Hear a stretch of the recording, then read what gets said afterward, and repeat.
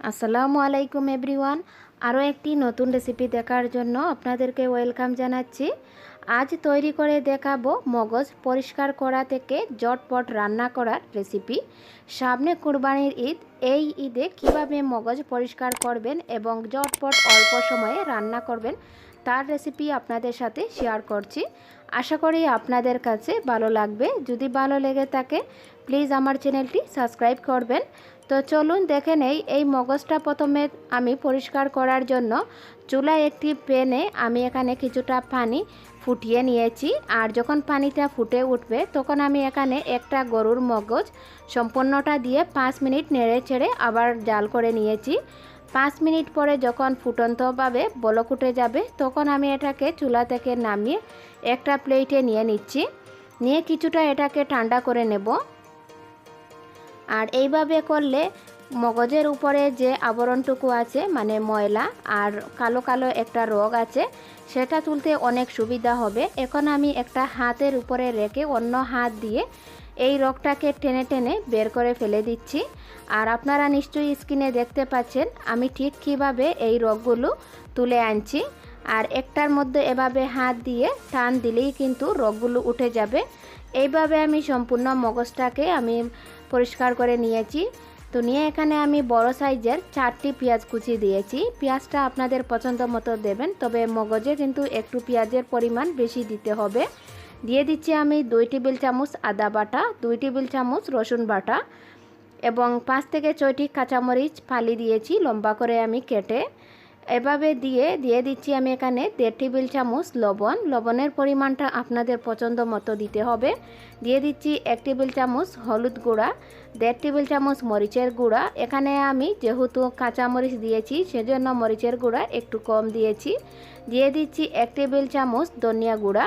সেই সাথে দিয়ে দিচ্ছি 1 টেবিল চামচ আমি এখানে 12 ধরনের ধনিয়াকে গুঁড়ো করে আমি নিয়েছিলাম সেটা, এবং 1 টেবিল চামচ পাঁচফোড়নের গুঁড়া দিয়ে আমি হাত দিয়ে খুব ভালোভাবে সম্পূর্ণ মগজটাকে ভেঙে একদম পেঁয়াজের সাথে এবং মশলার সাথে মেখে এভাবে একদম আলু ভর্তার মতো করে নেব। তো দেখতে পাচ্ছেন এভাবে আমি কিভাবে ভেঙে নিয়েছি। তো এখন আমার এটা ভেঙে নেওয়া হয়ে গিয়েছে। তো এখন চুলায় আমি একটি প্যান বসিয়ে গরম করে নেওয়ার পরে দিয়ে দিচ্ছি আমি 1/4 কাপের মতো তেল।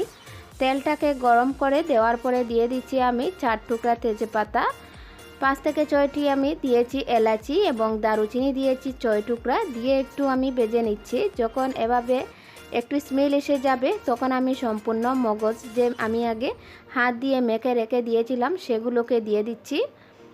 তো দিয়ে এভাবে একটু নেড়ে নিচ্ছি। তো আমি প্রথমে এভাবে উল্টে পাল্টে তেলটাকে দিয়ে এভাবে নেড়ে ছেড়ে নিলাম।